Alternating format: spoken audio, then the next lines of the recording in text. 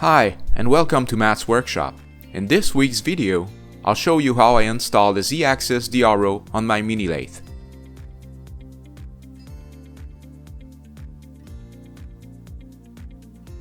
In the following animation, you will see that I will later on also install a DRO on the X-axis of the mini lathe. But for now, we're gonna focus only on the Z-axis.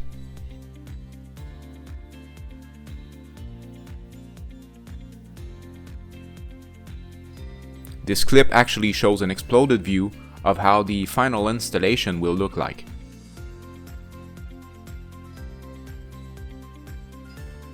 The first step of the process is to remove the back guard of the lathe. This will actually give access to the back of the lathe's bed where I decided to install the DRO scale.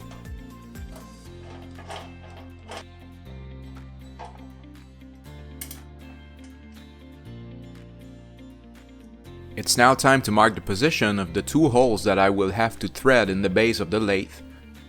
These holes will be used to mount the two brackets that hold the scale in place.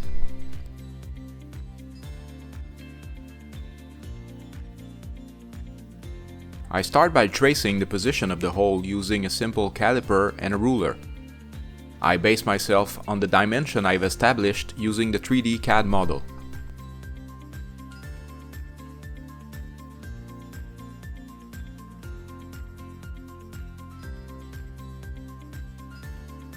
For both holes, I start by marking the position precisely using a punch.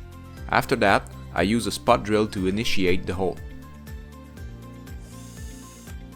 After positioning both holes, I do my best to drill them as straight as possible. In this case, I don't have much options but to do it manually. Fortunately, the cast iron is quite easy to drill through. Then it's just a matter of carefully tapping both holes using a tap and some cutting oil.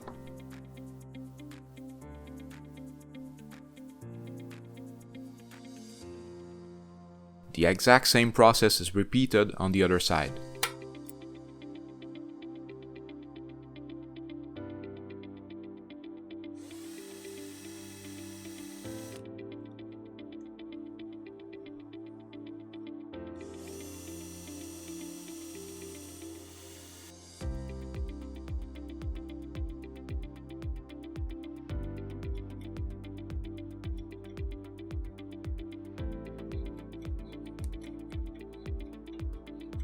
I quickly use a rag to remove my initial marking and the cutting oil of the thread operation, and this is done.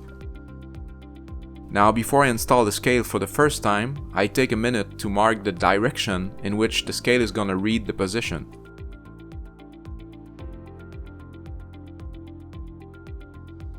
Using two screws, I can now install both brackets to hold the scale in place. Obviously, this is not the final installation, this is just to verify that everything fits properly.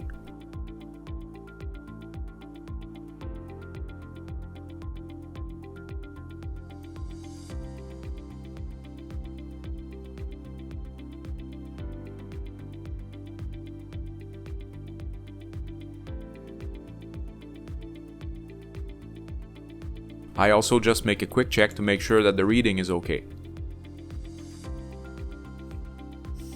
Now that the scale is fixed in place, it's time to build some parts to fix the reader on the carriage of the lathe. The first part I'm gonna build is the one I call the Z-axis backplate.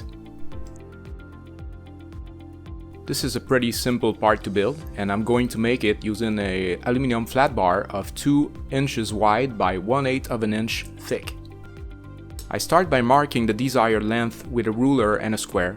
Then I place the part in the vise and I create a little notch to help me with the hacksaw. Then I simply cut the rough part.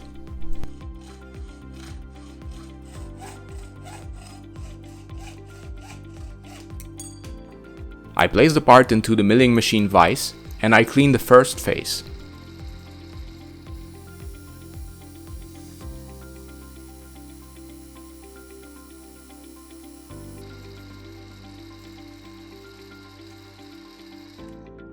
I flip the part around and I start cutting on the other side.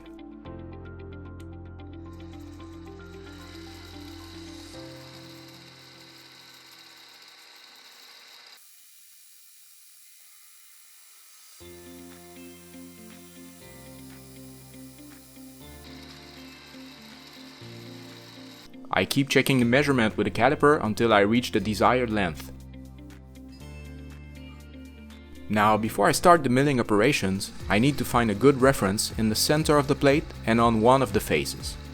To do that, I use the edge finder. This allows me to zero out the X and Y axis of my mini mill, and I can take all my measurements from there.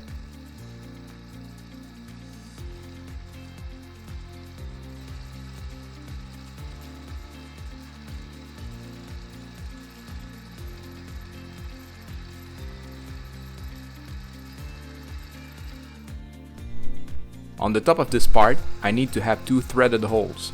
So the first step is to position those holes with a spot drill. Then it's very easy to drill the minor diameter of the threaded holes using a simple twist drill.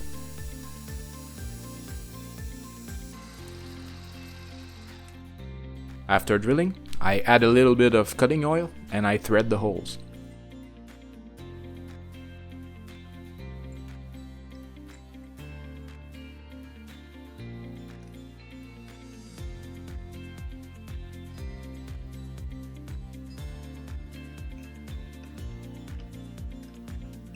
The next step involves making 2 slots pretty close to the edge of the plate, so to make sure to not mill into my vise, I have to flip the part around.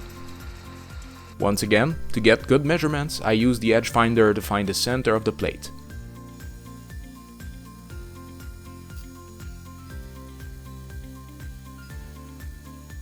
I have to make 2 slots in this plate and they are made using a 1/8 of an inch end mill.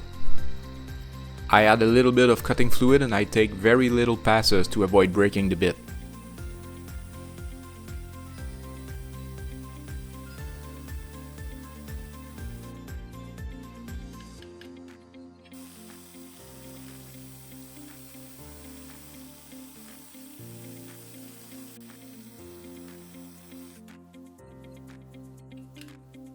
And this is it for this part. I put it aside and get ready for the next one. The part in question is called the Z-axis bracket. It is used to join the back plate of the DRO reader to the carriage.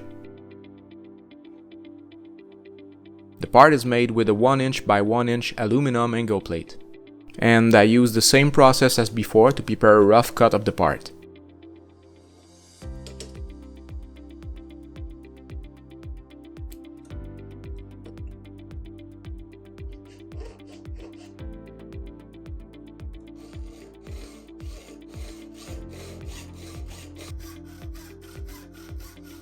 I take this part on the mill and once again I start by cleaning up the first face.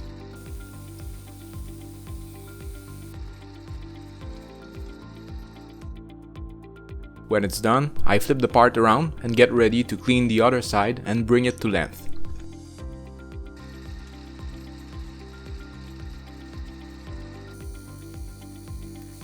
Again, I verify my progress with a caliper to make sure that I get it right.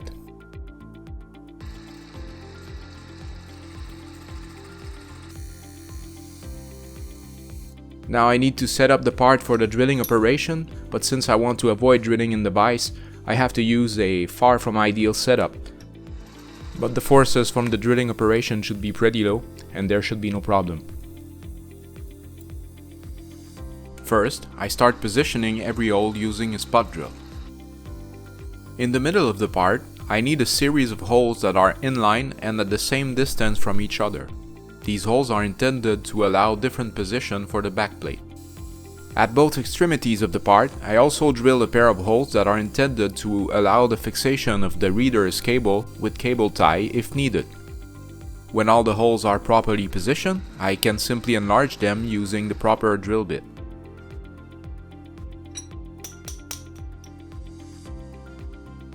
Now the part is flipped around in the vise and the next setup is prepared. This setup will be used to mill the 5 slots that are on the other side of the bracket. I have to mill 5 slots on this side of the bracket and they're all made the same way. I use a 1/8 of an inch end mill, a little bit of lubricant, and I take very small passes.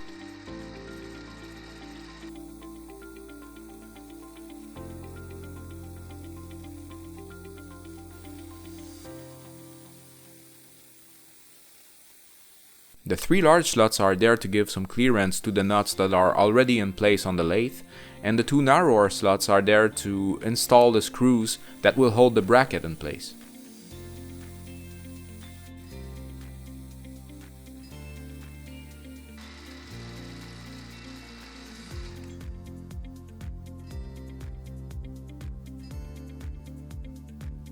When I'm done with the milling, I take the part out of the vise and I deburr everything with a file and some Scotch-Brite paper.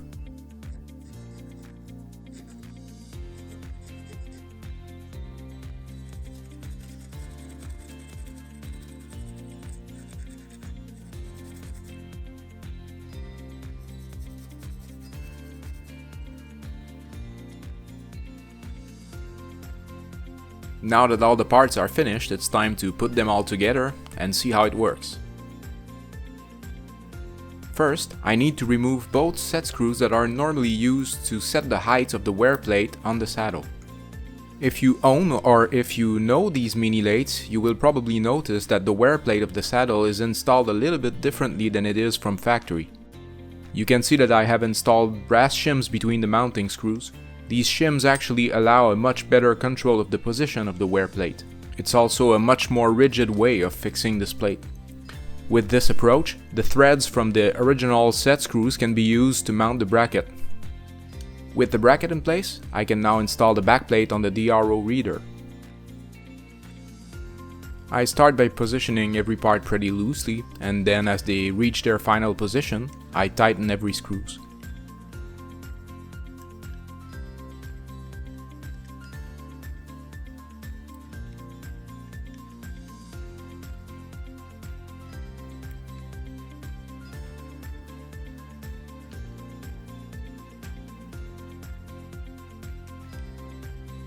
When the reader is fixed properly on the saddle, it's time to finalize the installation of the rule.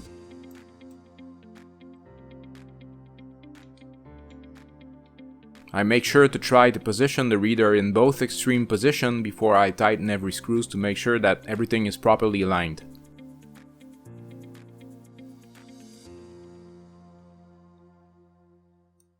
And with the installation completed, all that is left to do is to try it out with the display.